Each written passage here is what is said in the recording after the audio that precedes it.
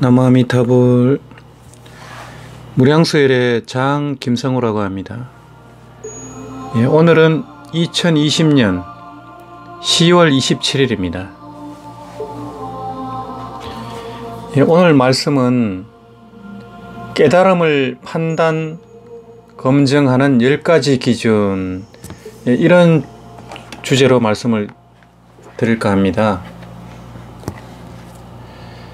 이 내용은 나무아미타불이 팔만대장경이다 하는 그 책에 게재된 내용입니다. 이 법문은 아미타불의 하신이라고 하는 영명연수 선사님의 이 글이 있고, 또 거기에 대해서 대만의 선지식인 남해근 대사님의 또 법문이 있습니다.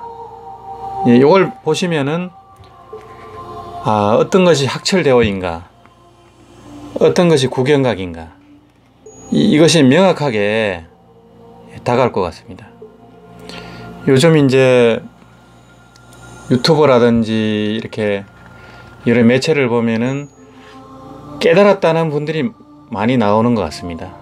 이렇게 강의하시는 분들도 많고, 스님들도 있고, 또 제가자분들도 있는데, 이제 깨달은 법문을 하시는 분들이 계셔요. 근데 이제 이분들이 과연 진짜 깨달았느냐, 학철대오냐, 해오냐, 아니면 해오도 안 되느냐, 이제 그게 궁금한 점이 많을 겁니다. 이제 어떤 분들은 해오도 안 되면서 이제 깨달은 것처럼 이렇게 법문을 하는데 굉장히 위험한 법문을 하시는 분들이 많아요.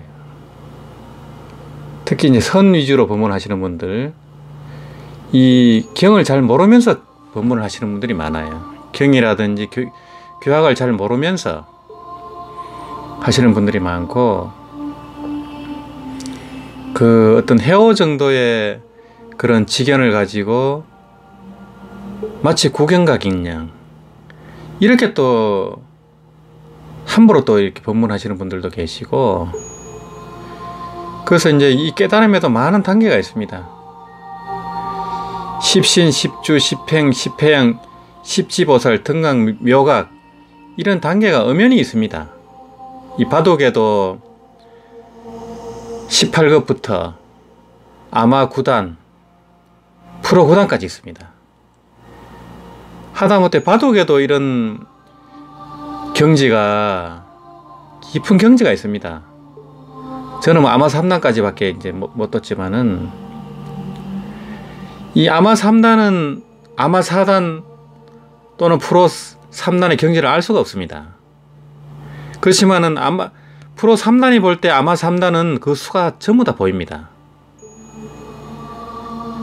그래서 그 수조는 천지형격입니다. 이 마음 공부도 마찬가지입니다. 이 십신, 십주 할 때 사실은 십신도 더가기 힘듭니다. 우리 이 말법 시대에 이 중생들의 근기가. 근데 이제 그 어떤 해오 정도의 지견으로 안심을 얻은 정도 가지고 마치 이 크게 깨달은 것으로 이렇게 착각하는 분들이 많습니다. 또 초지보살, 이 보살지를 우습게 하는 분들이 또 많습니다. 아무런 능력도 없으면서, 아무런 지혜도 없으면서, 또 아무런 방편도 없으면서 보살지가 마치 대수롭지 않은 것인 양 이렇게 말하는 분들도 있습니다. 이런 법문들은 법문도 아니고 교학을 전혀 모르는 무지한 이야기들입니다. 그래서 이런 이 깨달음에 대한 오해, 또 착각, 그걸 판단 검증하는 기준에 대해서 이 영명연수 선사님은 10가지로 이렇게 제시한 글이 있습니다. 아시다시피 영명연수 선사님은 이 선종 법안종의 5대 조사이시고 정토종 제6조 조사스님입니다. 그래서 선종과 정토종에서 모두 공경을 받은 분이고, 또 아미타불이 하신이다 라고 이제 일컬어질 정도로 중국 불교에서는 아주 높은 위치를 점하고 계신 고승이십니다. 그래서 영명연수 대사님의 탄신일이 바로 아미타 부처님의 탄신일로 지정이 되어 있습니다. 이 중국에서는 아미타 부처님의 하신이다 하는 분이 이제 정토종 제2조 선도 대사님, 또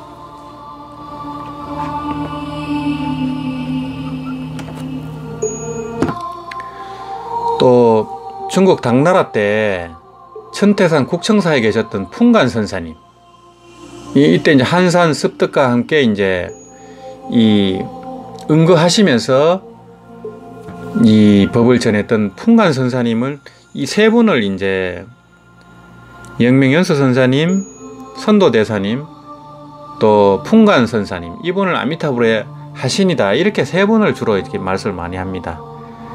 그만큼 이 영명연수 선사님 대단하시고, 특히 종경록이라는 방대한 이 저술은 팔만대장경의 축소판이다, 이래 할 수 있습니다.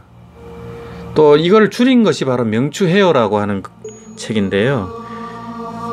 이 성철 스님이 가장 이제 즐겨 읽고, 또 이걸 번역해 가지고 마음을 바로 봅시다 해갖고 2권으로 낸 책이 있습니다. 이게 있습니다. 또 영명연수 선사님의 일대기에 대해서는 제가 그 유튜브 무량수열의 요 채널에 올려놓은 게 있습니다. 그걸 좀 참고하시면 되겠고요. 이 깨달음을 판단 검증하는 10가지 기준이란 글이 담긴 이 나무아미타불이 팔만대장경이다, 이 책은 남해근 대사님의 저서를 번역하고 이제 출판을 계속 해오신 송찬문 선생님의 역작입니다. 이 한 것만 보면은 팔만대장경이 다 골수가 다 들어있다, 이렇게 보시면 되겠습니다. 그래서 팔만대장경의 결론은 결국엔 나무아미타불 연불에서 일단 윤회를 벗어나서 극락성불학교에서 보살 공부를 통해서 이 극락 아미타 부처님의 가르침을 통해서 무생법인을 증득하고 성불한 뒤에 중생구제하는 그것이 목표다 하는, 이런 것이 요지입니다. 그래서 이 말법시대는 자력수행, 참선이라든지 빠사나라든지 이런 자력수행으로는 사실상 윤회를 벗어나기 어렵다는 것이 이 중국 불교도 그렇고 대승불교권의 어떤 결론이라고 볼 수 있습니다. 이 남방불교도 마찬가지지만은 아란이 돼갖고 윤회를 벗어나는 확률이 아주 낮습니다. 그렇기 때문에 이 말법시대는, 오타각세 말법시대는 불력수행, 아미타 부처님의 본원력, 위신력에 의해서 이 쉽게 윤회를 벗어나는 이행도, 정토 법문을 닦으라고 하는 겁니다. 이것이 이제 팔만대장경의 3분의 1에 해당되는 경전에서 이 정토 법문을 설하고 있습니다. 그래서 이 정토 법문의 원리는 이 사바고해를 수영을 해갖고 건너가는 게 아니고, 태평양을 수영으로 건너가는 게 아니고 배나 비행기를 타고 건너가라는 이런 원리입니다. 그래서 이제 이 작은 돌멩이도 물 위에 놓으면 가라앉는데, 이것을 세숫대야나 또 배 위에 올려놓으면 큰 돌도 가라앉지 않는다는 겁니다. 이것이 바로 이 이행도, 정토수행의 원리입니다. 예, 그런 말씀은 이 무량수열의 유튜브에 제가 한 750여 개 이 동영상으로 올려놓은 게 있습니다. 하나하나 그냥 시간 나실 때 보시면 될 것 같고요.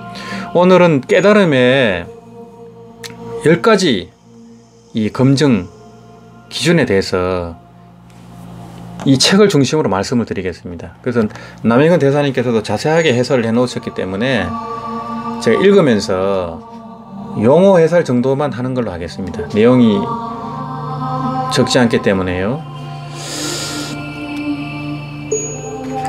나무아미타불이 팔만대장경이다. 이 책 152페이지에 이제 나오는 글입니다. 깨달음을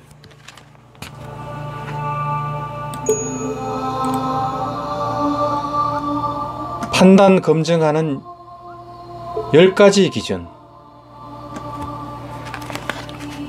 사람들마다 걸핏하면 깨달음에 대해 말하는데 소위 깨달음이란 궁극적으로 어떤 것일까요? 그 기준은 무엇일까요? 가장 평이하고 실제적인 설명으로는 바로 영명연수 선사가 종경록에서 언급한 내용으로 선종의 견지, 수증, 행원이 포함되어 있습니다. 송나라 때 대저작이 2개가 있었는데 하나는 사마강의 자치통감이요, 하나는 영명연수 선사의 종경록입니다. 두 대작은 거의 동시대에 나왔습니다. 애석하게도 세속학문을 말하는 자치통감은 후세에 전해지면서 연구자들이 많았습니다만 종경록은 거의 휴지통에 내던져진 신세였다가 청나라에 와서야 옹정항제가 제기하여 이 책을 연구하라고 특별히 강조하는 명령을 여러 번이나 내렸습니다.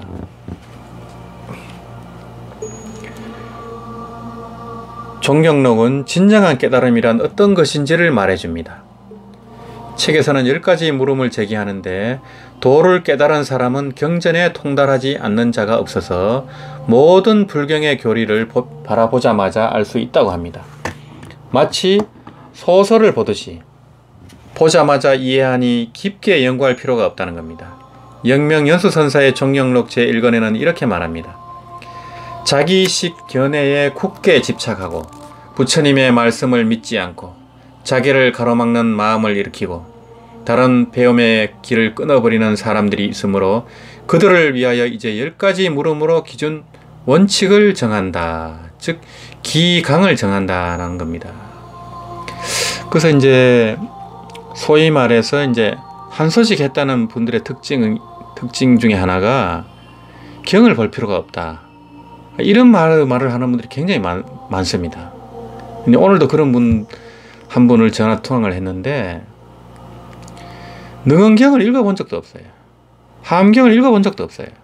그러면서 깨달았다고 이 암환을 냅니다.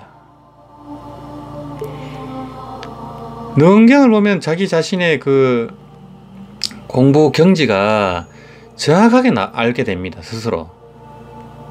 정말 이제 시작도 못했구나 하고 알게 됩니다. 해오 정도 해도. 그런데 본인이 크게 깨달았다고 하고 경을 볼 필요가 없다고 하고 이런 망발을 하고 이런 분들이 정말 적지 않습니다. 정말 위험한 분들입니다.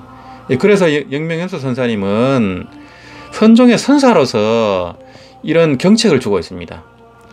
첫째, 자기의 본성을 또렷이 볼 수 있음이 마치 대낮에 색깔을 보듯 명백하고 그 경지가 문수보살 등과 같은가? 둘째, 연을 만나고 경계를 대함이나 색상을 보고 소리를 들음이나 발을 들어 올리고 발을 내림이나 눈을 뜨고 눈을 감음이나 모두 밝은 종지를 얻어서 도와 상응하는가?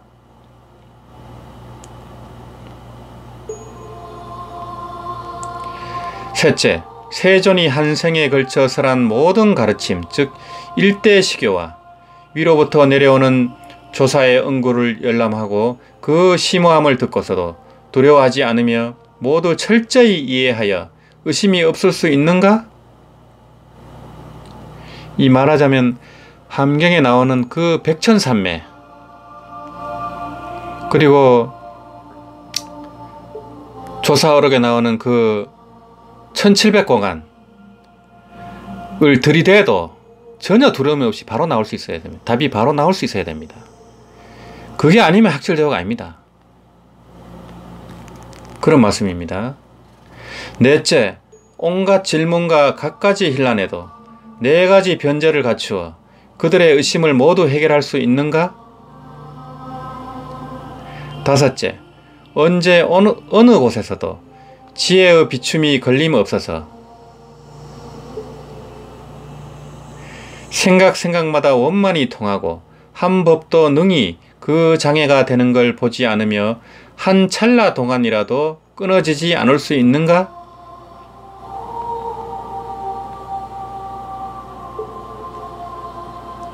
여섯째, 일체의 역경계와 순경계, 좋은 경계와 나쁜 경계가 현존할 때 방해받아 틈이 생기지 않고 다 꿰뚫어 볼 수 있는가?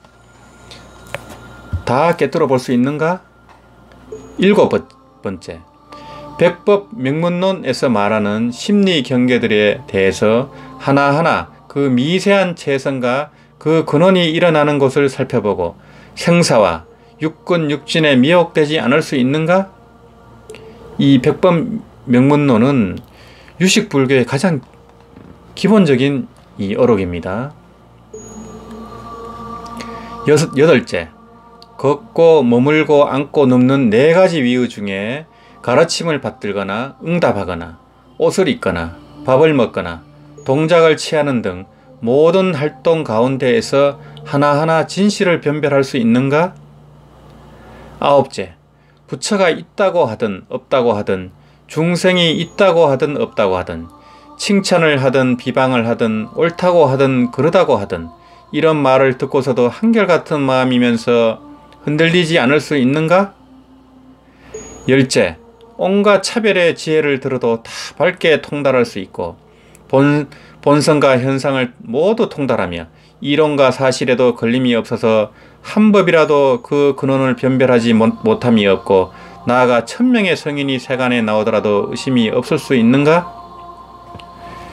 영명연수 선사님은 이 10가지 판단 근거를 제시하고 있습니다. 예. 굳이 뭐 이런 것이 아니더라도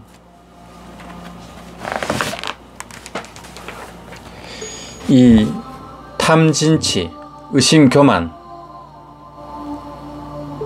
내가 탐욕, 성냄, 어리석음, 교만, 의심이 있는가? 스스로 돌아보면 명확합니다. 내가 이렇게 얘기하듯이 부처님처럼 살아가고 있는가? 돌아보면 명확합니다. 말은 되지만 행은 전혀 안 됩니다. 그래서 해행이 상응해야 조사라고 하는 겁니다. 이론과 실천, 깨달음과 삶이 하나가 될 때 조사라고 하는 겁니다. 그전에는 조사가 아닙니다. 부처는 더 말할 것도 없습니다. 그래서 이 부처님도 깨닫고 나서 보살로서 3대 아성 직업 동안에 그 보살행을 하고 당신 몸을 호랑이한테도 주고 독수리한테도 주고 이 깨달음의 법문 한마디를 듣기 위해서 당신 몸을 절벽에 던지기도 하고 또 사슴왕이 돼가지고 이 새끼 벤 어미 사슴을 대신해서 당신 목숨을 주기도 하고 그런 수없는 그 보살행으로 공덕을 쌓았습니다. 그래서 지혜와 공덕, 지혜와 복덕이 둘이 아닙니다. 그래야만 양족존이 됩니다. 그래서 지혜와 공덕이 모두 충족된 양족존 또는 두 다리를 가진 존재 중에서 가장 존귀한 분이 되는 겁니다. 우리는 그럴 수 없습니다. 누가 나를 욕을 하거나 때리거나 하면은 바로 분심이 올라오고 바로 화가 나고 욕을 하는데 나를 죽이려고 하거나 하면 어떻겠습니까? 내 목에 칼이 들어왔을 때 어떻겠습니까? 이 영명연수 선사님은 공금으로 방생을 하다가 이 적발이 돼가지고 사형선고를 받습니다. 그때 이제 이 영명연수 선사님은 사형당하는 순간에도 전혀 이 마음의 동요가 없었습니다. 그래서 이제 그 왕이 그 보고를 받고 영명연수 선사를 살려주게 됩니다. 그 다음에 이제 출가를 해서 큰 도인이 되신 겁니다. 그처럼 그런 경지가 되지 않으면은 내가 학철대오했다 이렇게 말을 하면 안 됩니다. 그냥 조금 아는 것이고 조금 내가 마음이 자유로운 것일 뿐이지 내가 이제 조금 안심을 얻어가지고 입문한 것 뿐입니다. 그래서 설사 한 소식 했다 하더라도 그냥 도노 입도일 뿐입니다. 도노 입도. 도에 이제 들어오는 겁니다. 이때부터 성인의 태를 길러가야 됩니다. 부처님 아들로서, 부처 새끼 부처로서 성태를 키워가는 게 바로 보림입니다. 보호, 임지. 보호하고 지켜가는 그런 공부를 해가지고 이 생사 없는 도리를 알았으면은 지무생사, 채무생사, 계무생사, 용무생사, 이 생사 없는 도리를 완전히 체득하고 온몸으로 체득하고 생사 없는 도리와 완전히 개합이 돼가지고 생사 없는 도리를 쓸 수 있을 때까지, 육신통이 자제할 때까지, 보살지가 될 때까지 이렇게 나아가야 됩니다. 거기 조금 아는 거 가지고 거기 자만해 가지고 그게 끝인 줄 알고 하면은 거기서 끝나버립니다. 이 향상일로가 되질 않습니다. 늘 겸손한 마음으로 이 진리 앞에서는 겸손해야 됩니다.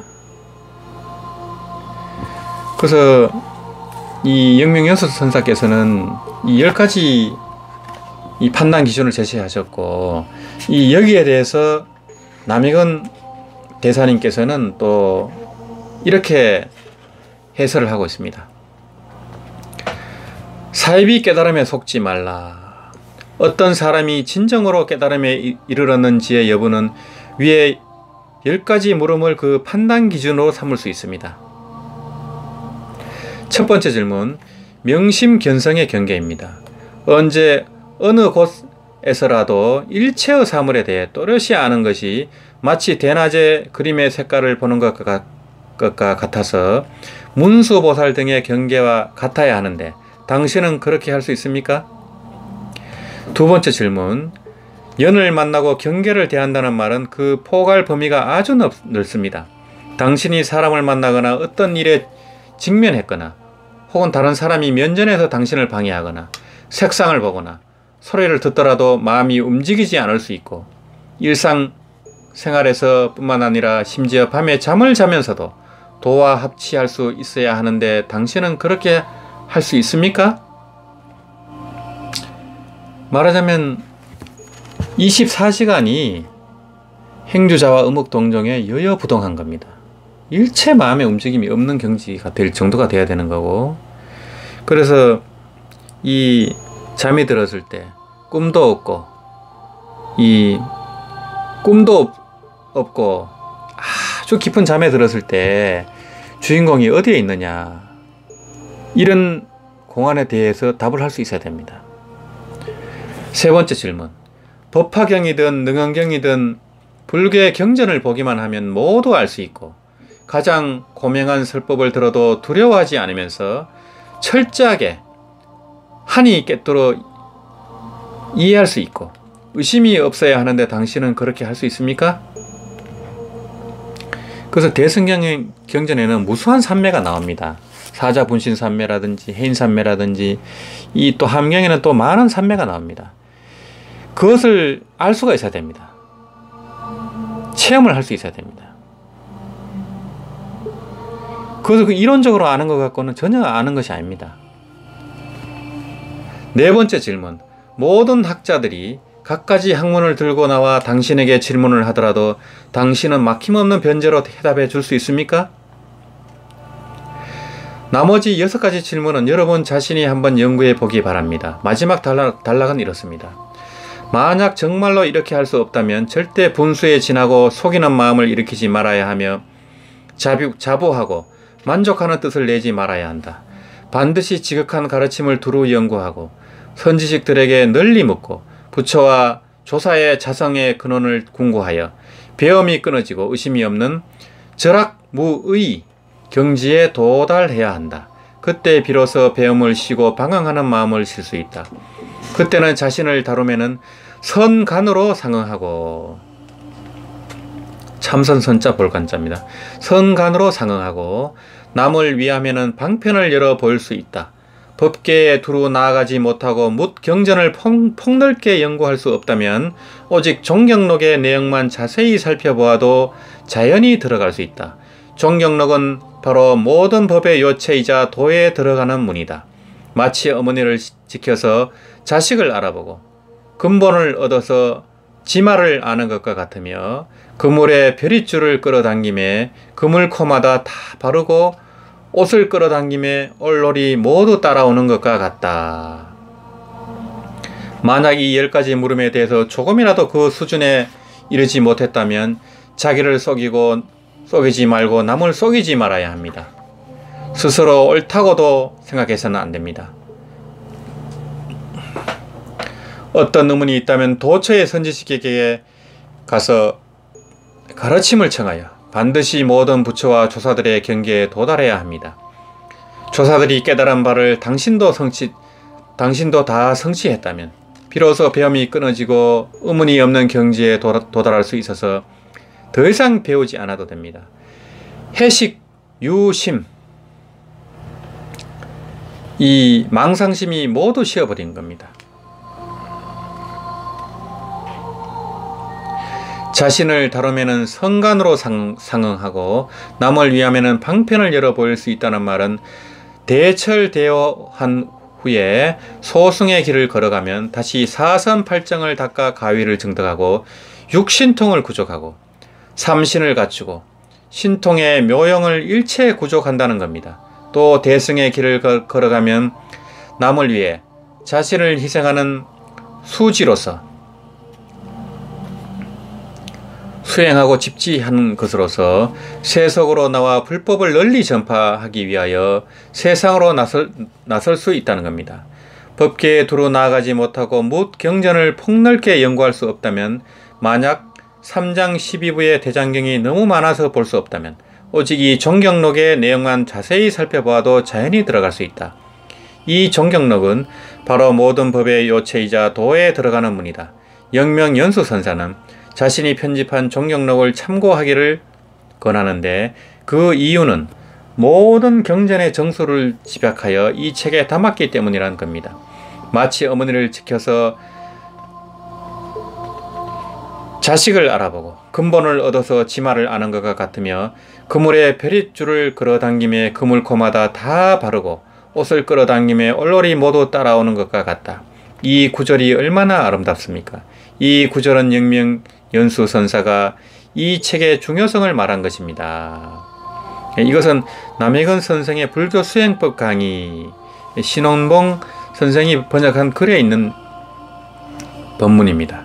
그래서 남해근 대사님은 폐간 정진, 즉 무문관 수행을 하면서 이 8만 대장경을 다 한문으로 다 보신 분입니다. 그리고 남해근 대사님은 이 참선 수행을 하셔서 깨달음을 얻고, 또 밀거에 또 깨달음을 또 증득하고, 또 태극권이라든지 무술을 직접 또 다 이렇게 마스터하신 분입니다. 이 한의학이라든지 또 유교, 불교, 도교라든지 또 문사철이라든지 모든 것에 통달하신 분이 남해근 대사입니다. 예, 그래서 이제 대만에서는 국사다, 남해근 국사다 이렇게 불릴 정도로 이 거사 신분으로서 대만을 대표하는 이런 선지식으로 이제 계시다가 이제 일반을 하신 분입니다. 그 다음 또 남해근 대사님의 법문이 있습니다. 남해근 대사님의 유마경 강의, 이 마하얀 출판사에서 나온 유마경 강의에 이런 법문이 또 있습니다. 당신은 자신이 깨달았는지 알았는지를 알고 싶지 않습니까? 아주 간단하게 한번 시험해 볼 수 있습니다.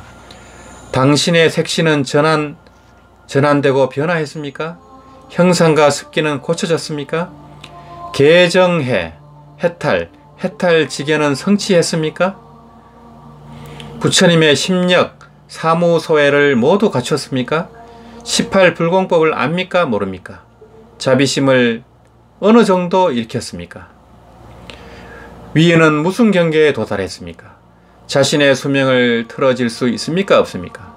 설법은 변제가 무예하여 법에 자제할 수 있습니까? 중생의 청정한 불국토를 성취할 수 있습니까? 네, 이것은 부처님의 경지입니다. 이 남해근 대사님은 좀 더 구체적으로 이 고경각의 경지에 대해서 이런 기준을 제시하고 있는 겁니다.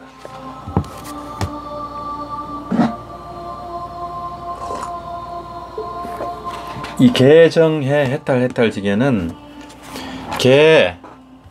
계율의 몸, 또 선정의 몸, 지혜의 몸, 또 해탈의 몸, 해탈지견의 몸을 성취했습니까? 이런 뜻입니다. 해탈지견이라는 것은 해탈의 경계를 초월하고 정득해서 본래 청정하고 원만한 본각을 성취한 경지입니다. 그리하여 자각, 각타, 각행, 원만을 지향하는 바른 안목, 바른 지견을 바로 해탈지견이라고 합니다. 이것을 성취했는가, 또 이러한 해탈지견신을 성취했는가, 이렇게 묻고 있습니다. 그리고 부처님의 심력 사무소회를 갖추었는가, 이런 질문을 하고 있습니다. 이 부처님의 위신력에는 뭐 뛰어난 지혜와 능력이 있는데, 대표적인 것이 바로 사지, 4가지 지혜, 그리고 육신통, 6가지 신통력, 그리고 18불공법이 있습니다. 이걸 간단하게 말씀을 드리면 4가지 지혜, 즉 사지는 성소작지, 묘관찰지, 평등성지, 대원경제를 말합니다. 그래서 이 전오식, 육식, 칠식, 팔식, 아레아식이 이런 성소작지, 묘관찰지, 평등성지, 대원경지로 전환이 되는 겁니다. 전식 득지라 해서 이 우리의 아르마리, 식이 지혜로 전환됐는가 하는 걸 말하는 겁니다. 이 4가지 지혜를 성취했는가 이런 뜻입니다. 그리고 육신통은 천안통, 천이통, 타심통, 숙명통, 신족통, 누진통. 그래서 육안으로 볼 수 없는 걸 보고, 또 귀로 듣지 못하는 것을 듣고, 다른 사람의 마음을 깨뜨려 보고, 또 가가 전생을 볼 수 있고, 자해저저로 몸을 변화시키거나 또 불가사의한 힘을 나툴 수 있고, 이것이 바로 신족통입니다. 그리고 모든 번뇌가 끊어져서 열반에 이르는 누진통, 이런 6가지 신통이 있느냐 하는 겁니다. 이 부처의 경계에서는 반드시 이 육신통이 드러납니다. 이것이 없으면 부처라고 할 수가 없습니다. 그냥 조금 깨달았다 이렇게 할 수는 있습니다. 고경각은 아닙니다. 부처의 경지가 절대 아닙니다. 이것이 이제 부처님의 위신력이고 부처님과 중생의 차이입니다. 이 부처의 경지가 됐을 때 부처라 하고, 부처가 되기 전에 보살도 중생입니다. 부처 이외에는 전부 중생입니다. 부처님은 중생과 이런 차별이 있습니다. 그래서 또 대표적인 것이 바로 18불공법이라 해가지고, 이 부처님과 우리 중생의 18가지 이 다른 점을 제시를 하고 있습니다. 이것은 초기 불교의 불타론에서 나오는 겁니다. 대승불교에서 만든 것이 아닙니다. 이제 여기에는 이제 부처님의 10가지 힘, 심력이 있고, 사무소에 이 4가지 두려움 없는 바, 그리고 3염주, 3가지 이 동요함이 없는 마음, 또 대비, 이렇게 하면 모두 18가지입니다. 그래서 18가지가 중생과 다르다는 겁니다. 이 심력이라는 것은 일체를 깨달아 아는 10가지의 이제 마음의 힘입니다. 그래서 이 중생의 근기를 안다든지, 중생의 숙명을 안다든지, 또 중생이 어느 만큼 깨달았는지, 언제 깨달았는지, 이런 걸 전부 안다는 겁니다. 그래서 중생이 어느 정도 해탈했고, 어느 정도 선정을 얻었고, 어느 정도 삼매를 얻었는지를 여실히 안다는 겁니다. 이 중생의 근기와 또 욕구, 또 깨달음의 정도를 여실히 아는 이 힘이 바로 이 심력입니다. 나중에 이걸 상세히 또 말씀드릴 때가 있을 것 같고요. 오늘은 간단히 말씀드리고, 또 4가지 두려움이 없는 것.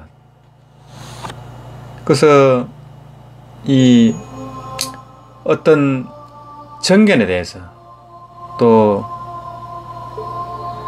어떤 사항에 대해서 누가 비방을 하든 또 어떤 질문을 하든 부처님은 이 두려운 바가 없다는 겁니다. 완전한 지혜를 갖추었기 때문에 어떤 질문이든지 또 어떤 도전이든지 어떤 비방이든지 전혀 두려운 바가 없이 이 사자오를 토할 수 있다는 겁니다. 이것이 바로 사무소회입니다. 그리고 삼념주는 이 제자들이 순종을 하든지 제자들이 순종을 안 하든지 또는 순종하거나 순종하지 않거나 항상 부처님은 이 정념에 머물러서 마음에 요동이 없고 흔들림이 없다는 겁니다. 항상 여여부동하다는 겁니다. 그것이 되느냐 하는 겁니다. 항상 두려움이 없고 항상 마음에 흔들림이 없고 이것이 되느냐 하는 겁니다. 그리고 마지막에 이제 대비라 하는 것은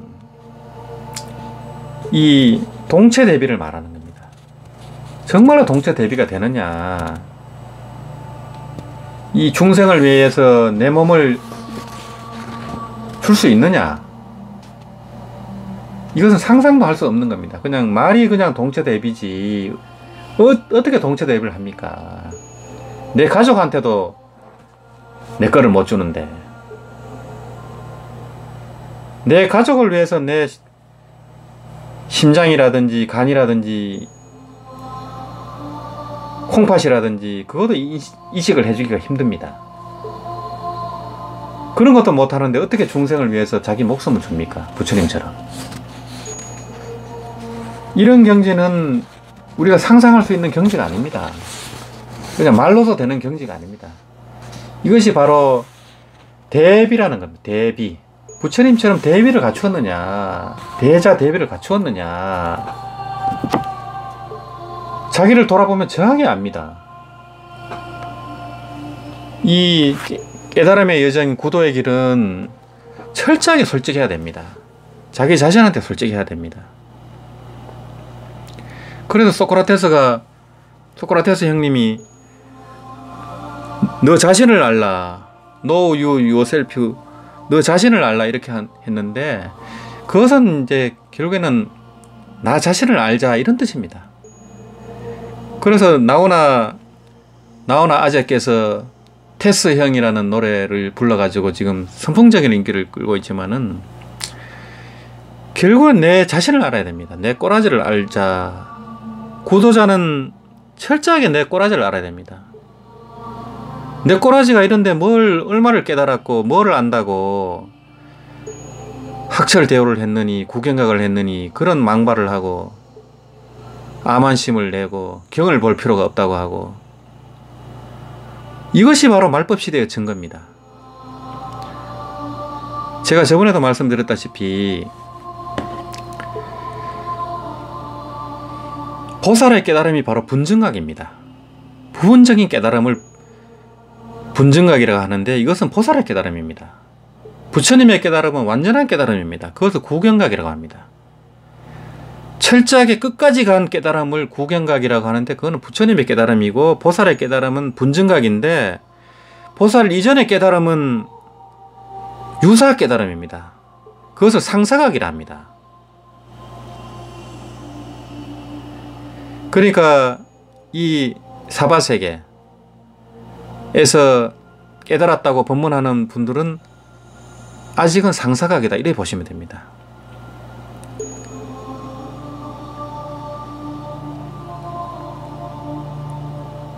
보살이 없지 않습니까? 한국에.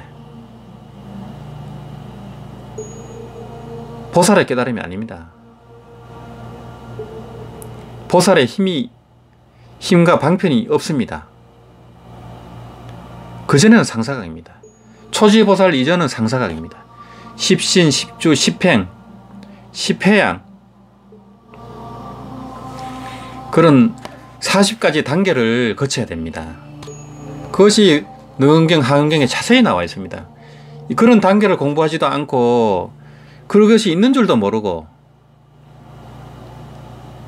자기가 어느 마장에 빠져 있는지도 모릅니다. 능경을 보면은 정확하게 내가 어느 단계에 있는지, 내가 어느 마장에 빠져 있는지 알 수 있습니다. 그런 암환심을 내고 이런 건 전부 마장입니다.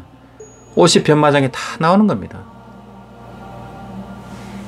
반드시 이 말법 시대는 선지식이 드물고 스승이 드물기 때문에 부처님 경전에 의거해서 법등명을 해야 됩니다. 이 개인적인 수행이 자등명이라고 한다면은 법등명은 부처님께 점검을 받는 겁니다. 부처님의 가르침을 1:1로 전수를 받는 겁니다. 부처님으로부터 지혜를 전수받는 간장이나 마찬가지입니다. 부처님으로부터 수기를 받는 거나 마찬가지입니다. 그래서 무량수경을 수지독경하면은 이 윤회를 벗어나서 극락성불학교에서 성불할 수 있기 때문에 수기를 받는 거나 마찬가지입니다. 그래서 무량수경을 독경하라고 하는 겁니다. 극락성불학교는 사막도가 없는 깨달음의 그런 도량입니다. 다시는 윤회에 떨어지지 않고 퇴전하지 않기 때문에 누구나 불태전지 보살이 돼서 반드시 성불하게 되어 있습니다. 그 시간이 길고 짧을 뿐이지 극락성불학교는 입학만 하면은 누구나 성불할 수 있다는 것. 그래서 석가모니 부처님이 이 제자들이 묻지도 않았는데 아미타경, 무량수경 등에서 이 정토 법문을 설하고 있는 겁니다. 그래서 무문자설경이다. 묻지도 않았는데 설했습니다. 난신지법이다. 정말 믿기 힘든 불가사의한 법이다. 십지보살도 알기 힘든 법이다. 정토 법문입니다. 그래서 무상신묘선이다 하는 겁니다. 그래서 이 뒷부분 남해건 대사님의 법문을 계속 제가 읽어드리겠습니다. 설법은 변제가 무해하여 법에 자제할 수 있습니까? 중생의 청정한 불국토를 성취할 수 있습니까? 이 부처님의 견지에서는 이 사바세계 오타가 악세 역시 청정한 불국토로 보인다는 겁니다. 그렇게 보이지 않으면 부처의 경지가 아닙니다. 이 모두가 자기에 대한 테스트입니다. 당신이 아직 성불하지 못했다고 한다면 부처님이 성취한 억만분의 일을 가지고서 자기의 수행을 시험해 보는 것도 하나의 좋은 척도입니다. 이렇게 보면 자기는 교만하고 미치지 않을 것이며 자기는 아직 멀었다는 것도 알게 될 것입니다. 요컨대 선종은 대철되어 성불을 말하는데 성불했을까요? 이루었습니다. 단지 대부분 이룬 것은 법신의 부처로서 마음을 밝혀 자성을 본 것일 뿐입니다. 법신이 작용을 일으키는 것을 성취했을까요? 아직 못했습니다. 왜냐하면 색신이 변화되지 않았기 때문입니다. 도를 깨달으면 이 부모가 낳아준 육신을 전환하고 변화시켜서 비로자나 부처님이 대표하는 색신으로 이루어야 합니다. 그것은 강명입니다. 전해 오는 바에 의하면 1000년 동안 내내 색신을 성취한 사람은 없습니다. 육신이 죽은 뒤에 썩지 않더라도 즉 등신물이 되더라도 색신 성취로 여길 수 없습니다. 여전히 법신 성취의 하나의 부대적인 작용입니다. 색신 성취의 수행자는 살았을 때 자연히 육신통이 있으며 떠나가려 할 때, 즉 열반하려 할 때 그를 태울 필요가 없습니다. 이제 하장할 필요가 없다는 겁니다. 다비를 할 필요가 없다는 겁니다. 그가 한 줄기 빛으로 변화하여 떠나버립니다. 티베트 불교에서는 이게 무지개, 무지개로 변한다고 이렇게 합니다. 이런 사례가 이 열반시에 한 줄기 빛으로 변화하여 떠나는 것을 이제 하강산매라고 합니다. 그래서 이 부처님 당시부터 그 달마대사 이전까지의 그 아라한 가운데는 이 하강산매로 입적하신 분들이 많습니다. 근데 뒤후대로 내려올수록 이제 이런 이 전통이 없어졌습니다. 이 공중에서 스스로 몸을 이제 태워서 이게 사라지는 그런 경지입니다. 그래서 청하큰 스님도 이 하강산매를 말씀하신 적이 있습니다.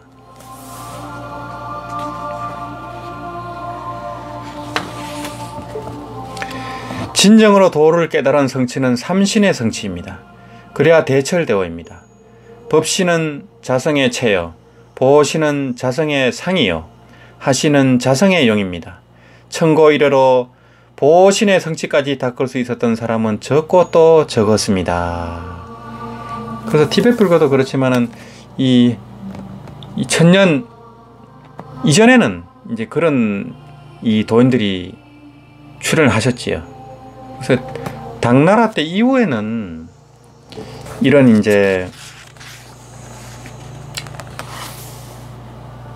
보신, 색신까지 성취한 분들이 드물다는 겁니다. 예, 이런 말씀을 드리고요. 이 남해근 대사님의 능응경 대의불에는 요즘 세간을 이렇게 말씀하는 또 법문이 있습니다. 마귀의 무리들이 세간에 성행하리라. 내가 세상을 떠난 뒤에 말법시대에 많은 요사스런 마귀의 무리들이 세간에 성행하면서 속마음이 간사하고 음험하면서 선지식이라고 스스로 일컬을 것이다. 모두들 이미 무상 대도를 얻었다고 선전하면서 무지하고 무식한 사람들을 속이고 그들을 겁주어서 진심, 자성을 상실하게 할 것이다. 그들이 지나간 곳의 사람들로 하여금 재물을 다 써서 없애게 할 것이다.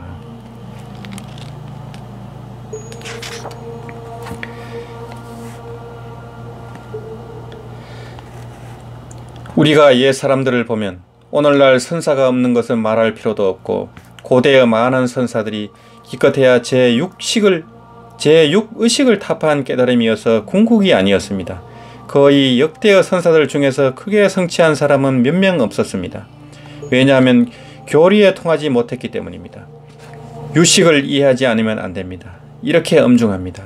이것은 남해근 선생의 유식과 중간이라는 책에 나오는 법문입니다.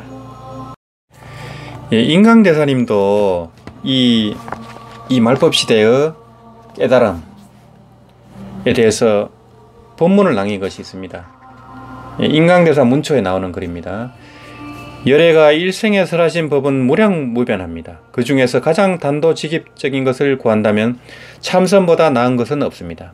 혹시 상근기로서 하나를 듣고 1000가지를 깨달아 대총지를 얻었을지라도 아직은 깨달음이지 정득이 아닙니다. 진정으로 대철대오하여 명심견성할 수 있는 자는 말세에 실제로는 많이 보이지 않습니다.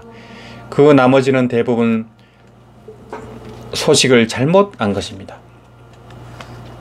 그러니까 한 소식이 잘못됐다는 겁니다. 그 이른바 깨달음이란 대부분이 착오이며 진정한 깨달음인 경우는 드뭅니다. 설사 진정한 깨달음이더라도 생사를 마치기까지는 아직은 크게 멀리 떨어져 있습니다. 비록 깨달았다 하더라도 수많은 겁을 지내오는 동안에 번뇌와 습기를 반드시 갖가지 방편으로 대치함으로써 깨끗이 다하여 나머지가 없다면 생사를 마치고 해탈하여 범부를 뛰어넘어 성인의 경지로 들어갈 수 있습니다. 오늘날 세상에 불법을 배우는 사람들 중에 많은 사람들이 스스로 말하기를 나는 이미 깨달았다. 나는 보살이다. 나는 이미 신통을 얻었다고 함으로써 결과적으로 많은 사람들을 잘못되게 하고 있습니다. 그러나 그런 사람은 일단 염라대왕이 목숨을 요구하여 임종할 때는 살기를 바라지만 어쩔 수 없이 고통스럽게 죽어서 반드시 무간지옥에 떨어집니다. 여러분은 주제넘게 높은 데만 바라보고 자기를 속이고 남을 속이는 이런 나쁜 습기에 절대로 물들어 집착해서는 안 됩니다. 그런 습기가 있다면 고치고 없다면 더욱 노력하며 경계하고 경계해야 합니다. 요즘 사람들은 늘 주제넘게 높은 데만 바라보아서 조금 청명하면 곧 선종이나 상종이나 밀종을 배우고 대부분은 연부를 쓸모없는 것으로 봅니다. 그런 사람들은 성가의 기봉 전어, 날카로운 기봉이나 그 현무한 깨달음의 말의 현묘함, 또 상종의 법상의 정미함, 법상의 정미함, 밀종의 위신의 강대함만을 알 뿐 다음의 사실은 모르고 있습니다. 선을 닦아 비록 학철대어한 지위에 도달하였더라도 만약 번뇌와 미혹을 아직 깨끗이 끊어 없애지 못했다면 여전히 생사를 마칠 수 없습니다. 상정은 아집과 법집 두 집착을 깨뜨리지 못했다면 비록 갖가지 명상을 이 이름과 상, 모양을 이해하더라도 마치 음식을 말만 하고 먹을 수 없고 보배를 헤아리기만 하고 얻을 수 없는 것과 같은데 마침내 무슨 이익이 있겠습니까? 밀정은 비록 현생의 몸으로 성불할 수 있다고 하지만 성취할 수 있는 자는 절대로 박쥐 범부의 일이 아니며 범부가 이런 생각을 일으킨다면 마구니에 달라붙어 발광하는 자가 10명 중 8, 9입니다. 이 때문에 반드시 연불법문에 오로지 이 뜻을 두는 것이 10,000번 온당한 최상의 제1법칙입니다. 불법을 배우면서 대통가가 되려고 하지 않고 크게 통달한 전문가, 대통가가 되려고 하지 않고 정토법문에 온 마음을 다 기울인다면 그는 숙세에 해근이 있어 택법안을 갖추었다고 할 수 있습니다. 숙세에 지혜의 그런 성근이 있어가지고 법을 감별하는 눈을 갖추었다고 할 수 있습니다. 이것이 인강대사 문초에 나옵니다. 그래서 수행을 아무리 오래 하고 많이 알고 이렇게 해도 이 윤회를 못 벗어나면은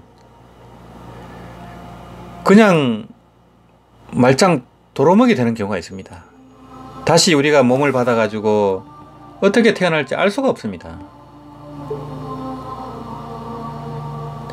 그동안 닦은 그 공부가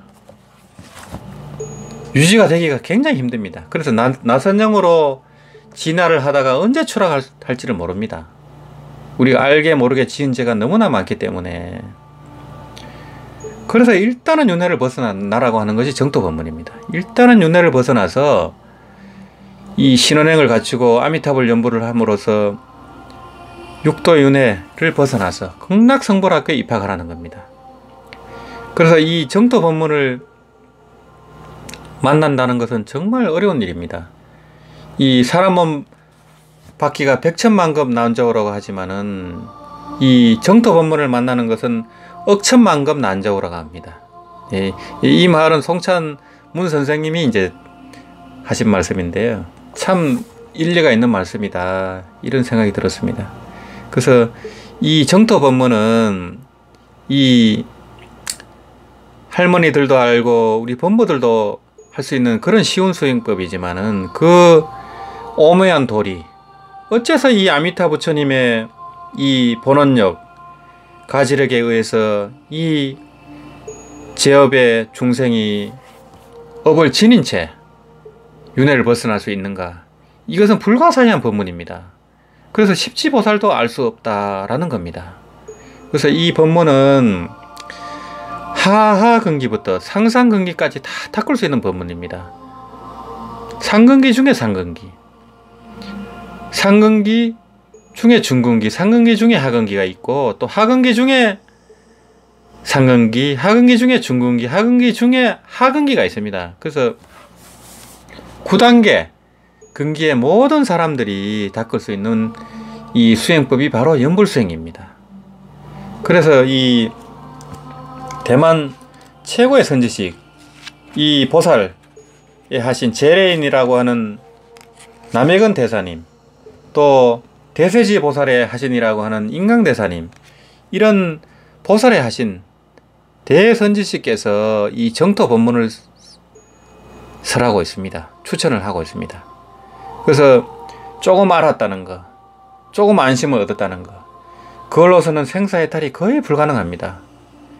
그것을 역대 선지식들, 이 영명연수 선사님을 비롯해서 철호 선사님이라든지 그런 무수한 이 선종 조사스님들이 깨닫고 나서 연불로 이 왕생극락한 사실이 증명을 하고 있습니다.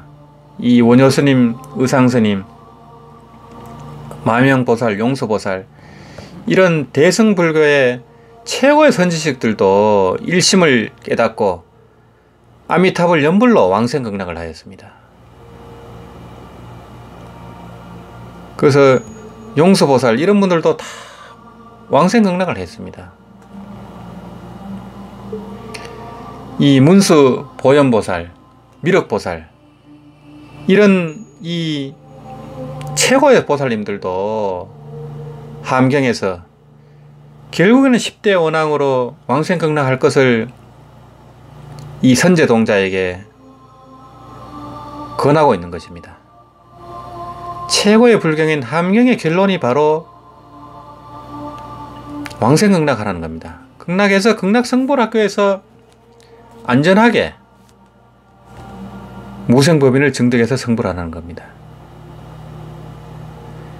그렇듯이 오늘 말씀은 이 깨달음에 대해서 왈가왈부가 많고 깨달았다는 분이 하도 많기 때문에 이 깨달음의 판단 기준은 무엇인가, 이것을 부처님의 이 위신력, 또 18불공법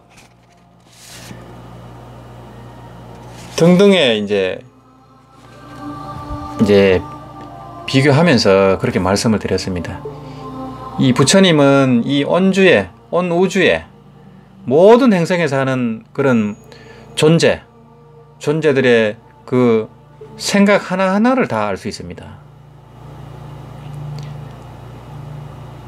이 목건년, 신통제일의 목건년은 그 정도는 안 되지만은 수많은 행성에 얼마나 많은 이 생명체가 사는지를 알았다고 합니다.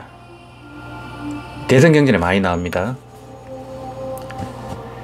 그런데 이 지구에 사는 사람들의 마음도 모르는데 화성이라든지 외계 행성에 사는 사람들, 또 그런 우주인들, 외계인들이 몇 명이나 있고 그 존재들은 어떤 생각을 하고 있는지 어떻게 알겠습니까?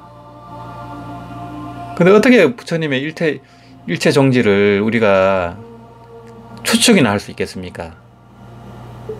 그래서 이 18불공법, 부처님의 심력이라든지 이 사무소라든지 또 육신통이라든지 또 사지라든지 이것은 증득해야 하는 과정입니다.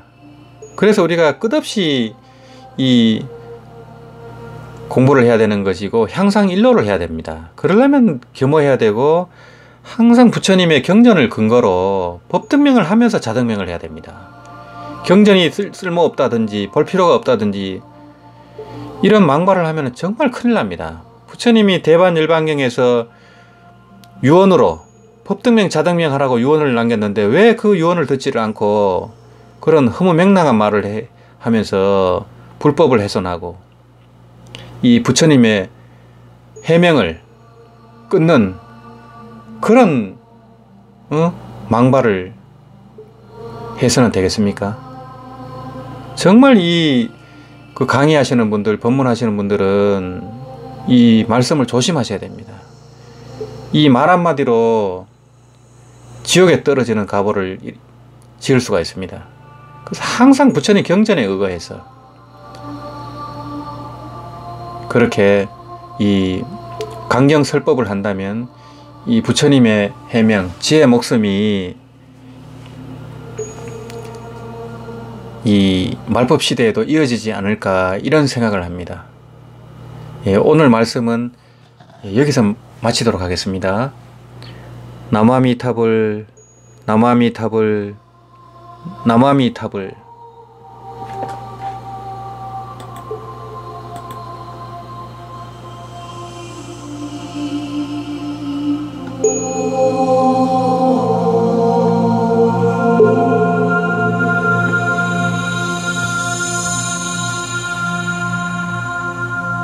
Oh